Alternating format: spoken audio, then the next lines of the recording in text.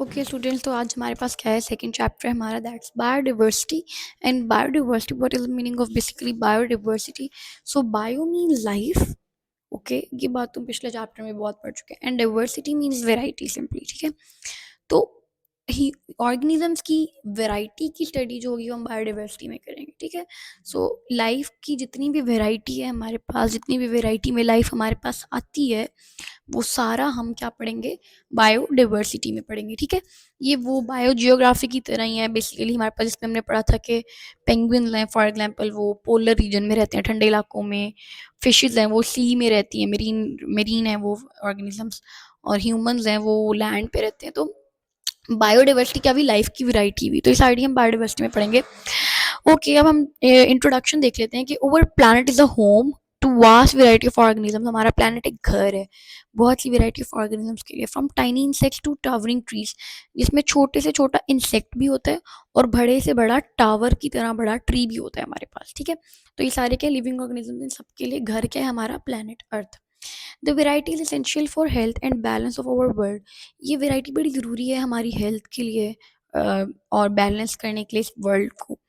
It provide us with food, medicine and clean air. ये सब चीज़ें हमें किससे प्रोवाइड करती हैं? फूड से, मेडिसिन से, क्लीन एयर से।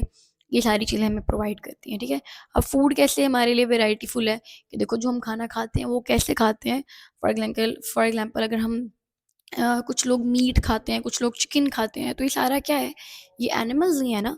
तो इन ये हमारा फूड है। इसी तरह से लाइन है, वो एक एनिमल है, उसके लिए कोई और एनिमल उसका फूड होगा। ये चीज़ है। मेडिसिन हैं हमारी, जो बहुत सी मेडिसिन होती हैं वो बहुत से एनिमल्स जो होते हैं ना, फॉर एग्जांपल उनसे बनती है, उनके फ्लड से बनती है, इस तरह से होता है, ठीक है। और क्लीन एयर हमें कहाँ से मिलती है? ट्रीज से मिलती है। तो इसी तरह से बेसिकली बहुत ही चीज़ें एक दूसरे के लिए बेनिफिशियल वे में वर्क कर रही होती हैं, ठीक है। इस चैप्टर में हम क्या पढ़ेंगे? Will explore the variety of organism and the method of classifying them into the groups. इसमें एक तो हम वैरायटी पढ़ेंगे ऑर्गेनिजम्स की, कि वैरायटी कितनी होती है, और फिर हम उनको क्लासीफाई भी करेंगे ग्रुप्स के अंदर, ठीक है, कि कौन सा ऑर्गेनिज्म कौन से ग्रुप में जाएगा, क्लासीफाई होगा। अब बायोडाइवर्सिटी पे देख लेते हैं। Biodiversity mean the variety of organisms. जो ऑर्गेनिजम्स की वेराइटी है किसी भी पर्टिकुलर एरिया के अंदर, उसको हम क्या करेंगे? बायोडाइवर्सिटी, ठीक है। ये हमारे पास क्या होगी? डेफिनेशन, ठीक है। तो पर्टिकुलर एरिया में जो वेराइटी ऑर्गेनिजम्स की वो क्या होगी? Biodiversity. Biodiversity of an area is measured by considering the number of different kind of organisms and variation with in each kind. अब वो कह रहा है कि बायोडाइवर्सिटी को हम कैसे मेजर करेंगे, कि कंसीडर करेंगे number of different kind of organism, कि फॉर एग्जांपल एक एरिया है, उसमें कितने किस्म के ऑर्गेनिजम्स रह रहे हैं, कितनी काइंड ऑन ऑर्गेनिजम्स की, और वेरिएशन विद ईच काइंड, और उन ऑर्गेनिजम्स की में जो है ना, उनमें चेंजेस क्या हैं बेसिकली, ठीक है।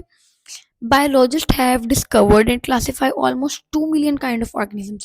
2 मिलियन काइंड ऑफ ऑर्गेनिजम्स को बायोलॉजिस्ट अब तक क्लासीफाई कर चुके हैं, ठीक है। However, they estimate the total kind of organism on the earth is much greater.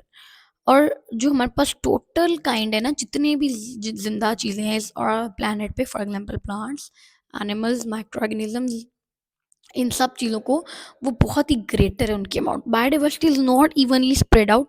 ये इवनली स्प्रेड आउट नहीं है कि इसका कोई इवनली नहीं है। The biodiversity is a place depend on factors like climate, altitude, soil type.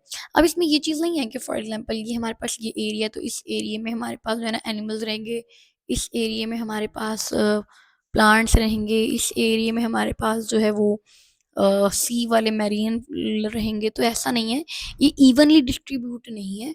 क्यों? क्योंकि अगर आप किसी एक पर्टिकुलर एरिया में रहते हो, फॉर एग्जांपल आपका घर है, आपके घर के आसपास पौधे भी होंगे, वहाँ पे किसी ने पेट्स भी पाले होंगे जिसमें एनिमल्स होंगे, कैट्स, डॉग्स।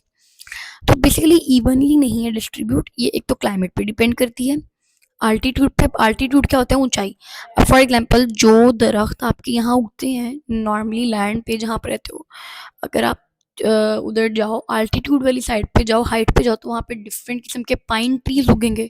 जो पाइन ट्रीज होते हैं वो नॉर्मली यहाँ पे नहीं होते। आप आल्टीट्यूड वाली साइड पे जाओ, like for example northern side पे, तो वहाँ पे आपको पाइन ट्रीज मिलते हैं, इवन चेरी ब्लॉसम्स मिलते हैं, जो कि आपको यहाँ नहीं मिलते हैं आपके अपने एरिया में, लैंड जहाँ पे आप रहते हैं, ठीक है। तो सॉइल टाइप, सॉइल की टाइप पे भी बहुत डिपेंड करता है। आप सॉइल टाइप में फॉर एग्जांपल आप फसलें हैं, तो उनको किसी अच्छी ज़रूरी जगह पे ही उगा सकते हैं। नॉट आप ऐसा नहीं कर सकते कि आप कहीं भी उठ के सड़कों पे उगाने लग जाएँ, या फिर अपने घर पे अच्छा अगर सॉइल नहीं है तो वो नहीं उगेंगे, क्योंकि ये डिपेंड कर रहा होता है कि कौन सी चीज़ कहाँ पे नरिश करेगी। ये उसकी जो है ना चेंजेस पे, उसकी वेरिएशंस पे डिपेंड कर रहा होता है। Tropical regions have more biodiversity than polar region. अब जो ट्रॉपिकल रीजन है, फॉर एग्जांपल जिस एरिया में हम रहते हैं ना उसको ट्रॉपिकल कहते हैं, जहाँ पे मौसम ठंडा भी होता है, गर्म भी होता है, स्प्रिंग भी चलती है, ऑटम भी होता है, और मतलब इस तरह का जो मौसम होता है वो ट्रॉपिकल रीजन होता है। इन ट्रॉपिकल रीजन्स में जो ना बायोडाइवर्सिटी ज़्यादा है as compare to polar region, क्योंकि पोलर कौन से होते हैं, ठंडे इलाके होते हैं, वहाँ पे तो बेसिकली ज़्यादा से ज़्यादा आपको क्या ही मिल जाएगा, पेंगुइन्स मिल जाएंगे, पोलर बियर्स मिल जाएंगे, वहाँ पे आपको कोई दरख्त भी नहीं मिलेगा इवन। क्यों? क्योंकि वहाँ पे सर्दी की वजह से वो नरिश नहीं कर पाएंगे ना। सो जो वेराइटी ट्रॉपिकल रीजन्स में है वो पोलर रीजन्स में नहीं है आपके पास, ठीक है।